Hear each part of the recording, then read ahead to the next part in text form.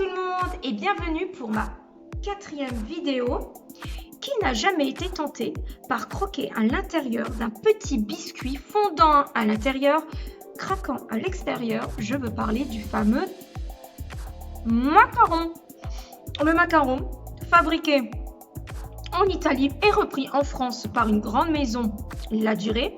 Il en fait un phénomène mondial et en fait notre petite pâtisserie chouchou à nous en France.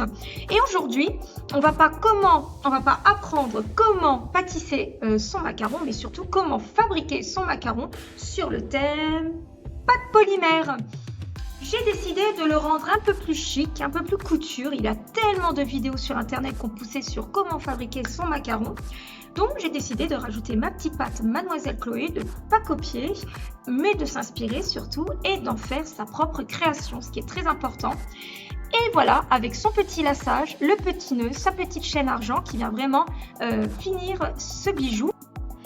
Alors, pour ce tutoriel macaron couture Mademoiselle Chloé, je vais vous donner la liste de tout ce que vous aurez besoin. Alors, pour ce macaron, ce sera de la Pardo couleur perle légèrement pailletée, très irisée, ce qui va donner vraiment de l'intensité au macaron couture. Ou sinon, vous pouvez utiliser opaline cernite pour un effet opale magnifique. Et bien sûr, pour le fourrage, de la Fimo Soft noire pour vraiment apporter de différentes couleurs au macaron. Pour nos outils, on aura donc besoin d'un rouleau en plexi ou en alu, jamais de bois. Le bois est à bannir dans la polymère. Nous aurons besoin d'une petite brosse pour texturer ou tout simplement un cure-dent, d'une lame, de notre fameux scalpel, d'un petit piton à vis, de notre petite astuce pour former la coque de notre macaron, un morceau de cellophane. Également, pour créer notre petit nœud, c'est facultatif, d'une extrudeuse. L'extrudeuse, c'est vraiment un outil incroyable à utiliser. Donc nous, elle nous servira pour notre petit nœud. Deux paires de gants, moi je les utilise, d'autres n'aiment pas. C'est vrai que ça diminue vraiment le temps de travail car on évite toutes les traces de doigts et surtout on ne mélange pas les couleurs claires aux couleurs foncées. Et bien évidemment, on aura besoin d'une pasta machine. Alors ça, ce n'est pas une obligation quand on débute dans la polymère. Notre simple rouleau suffit. C'est vrai que moi, je suis habituée à utiliser la pasta machine en tant que polymériste. Elle devient vite indispensable. Mais quand on débute, le rouleau suffit. Voilà pour tous nos outils. C'est parti pour notre macaron couture. Donc, j'ai conditionné ma pâte. Conditionner veut dire travailler ma pâte à la pasta machine. Je l'ai déjà bien chauffée. Je vais continuer à la passer dans ma machine à pâte. Je vais passer une fois ma pâte. Une deuxième fois. Voyez ? Donc ma pâte, elle est vraiment toute lisse, vraiment égale partout. L'épaisseur est identique. C'est vraiment l'idéal. Donc je vais la passer plusieurs fois pour conditionner ma pâte et pouvoir la travailler plus facilement. Et ensuite, on va venir plier en deux cette plaque pour avoir une épaisseur assez consistante pour le macaron, comme ceci. Ensuite, notre astuce pour former la belle coque du macaron. Un morceau de cellophane que vous allez poser directement dessus. Voilà, étendez-le bien pour éviter les plis et que ça marque la polymère. On aplatit légèrement. Ensuite, on va prendre notre emporte-pièce que voici. Vous mettez votre emporte-pièce. Hop, astuce, jamais comme ça et tourner. Vous prenez vos deux doigts et vous tournez bien le macaron pour bien découper la polymère. Vous retirez l'emporte-pièce, le cellophane et regardez la coque du macaron que l'on obtient. Donc vous voyez, le macaron est totalement identique de chaque côté. On n'a pas de différence d'épaisseur. Il est bien droit, il est bien bombé. Voilà, les deux coques sont réalisées. Maintenant, on va venir travailler la pâte polymère noire. Donc, on va venir chauffer notre pâte noire pour nous aider à la conditionner, notre rouleau. Voilà, un côté, deux côtés. Et là, pareil, au niveau le plus grand de notre pasta machine, on va passer notre plaque. Hop, on va venir le régler. Et c'est parti.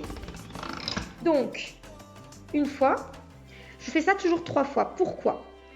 Parce qu'une pâte bien travaillée, c'est une pâte qui se cuit mieux. À savoir, une pâte mal travaillée, c'est une pâte qui casse. Donc, la machine à pâte, comme je vous disais, reste indispensable quand on commence vraiment la technique de cette pâte. Donc, c'est assez important de la travailler. Voilà, donc là, j'ai ma plaque noire qui est réalisée. Et ensuite, tout bonnement, tout simplement, notre emporte-pièce. Même technique sans le cellophane, bien évidemment, parce que là, on ne recherche pas à faire notre coque. On cherche juste à fourrer notre macaron. Hop, notre emporte-pièce, toujours 2 doigts. Voilà, et on obtient notre fourrage. Nous avons donc nos 3 pièces du macaron. On va mettre le fourrage de côté. Et là, on va venir faire la chose vraiment essentielle qui va vraiment apporter du réalisme à votre macaron. On va venir texturer tout le tour du macaron pour le côté réaliste. Quand un macaron cuit au four, il a un aspect mousseux, légèrement craquelé. Donc, c'est ce que nous allons faire. Avec notre scalpel, on va venir par créer toute une craquelure autour du macaron.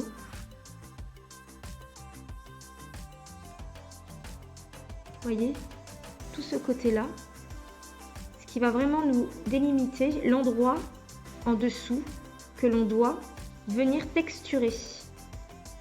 Voilà, et on fait ça sur tout le tour de notre coque. Voilà, on fait ça pour notre première coque, puis notre deuxième coque.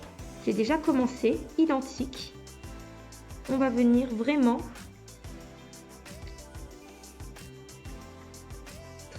tracer une ligne que vous voyez mieux tout autour du macaron. Vous voyez, le macaron, il obtient vraiment une ligne au milieu.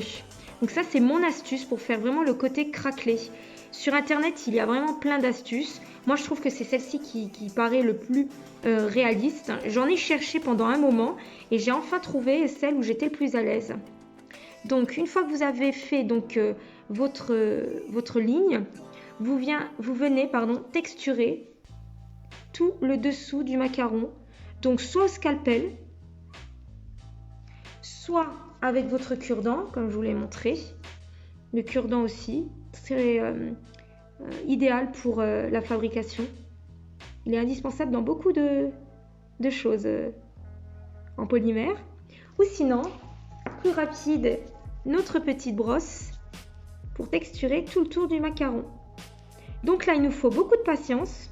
N'oubliez pas, plus les détails sont précis, plus la création sera jolie. Nos 2 coques de macarons sont travaillées, texturées tout autour. Donc c'est beaucoup de patience comme je le disais, mais on obtient vraiment le côté craquelé lorsque le macaron cuit au four. On pourrait s'arrêter là, mettre notre fourrage à l'intérieur et refermer notre macaron, mais nous on a décidé de le faire couture. Donc couture, on va créer notre petit nœud, le petit flot du petit nœud. Donc pour ça, on va prendre notre extrudeuse. À l'intérieur, j'ai mis un tout petit boudin de pâte polymère de couleur noire. Je vous ferai la vidéo, comme je vous disais, sur comment utiliser l'extrudeuse. Le petit emporte-pièce avec l'embout très fin, le plus petit trou. Ensuite, on va disposer l'embout dessus.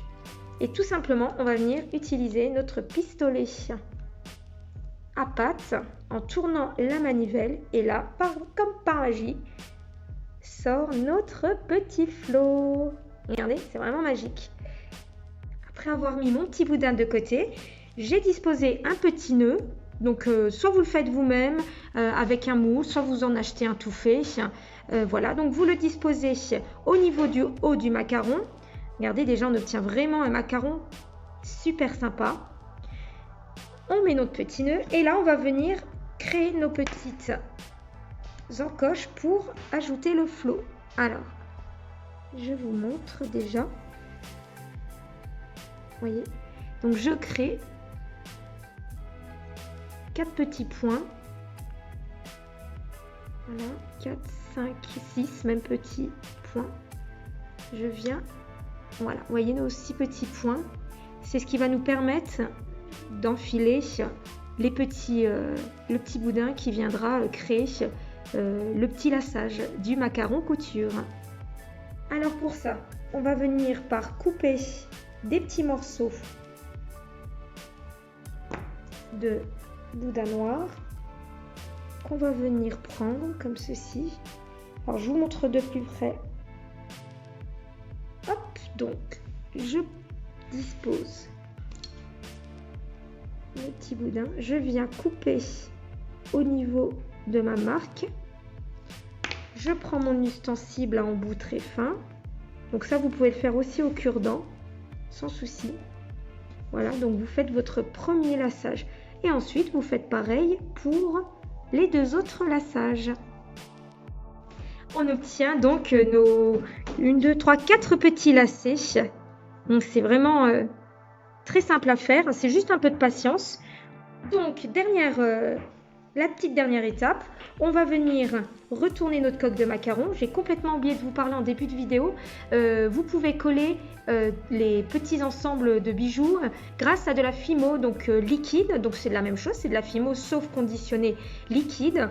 Ça va venir adhérer la pâte lors de la cuisson.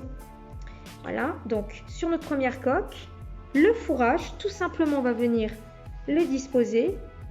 On va remettre de la Fimo liquide. Voilà. Je dispose ma coque qui a été très bien travaillée.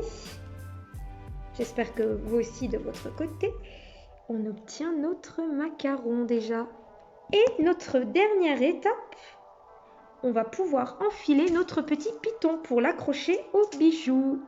Il vous reste plus qu'à le passer au four entre 130 degrés, c'est très bien, 25 minutes pour une petite création, ça suffira. Et ensuite, on viendra le vernir ou vous pouvez le laisser tel quel.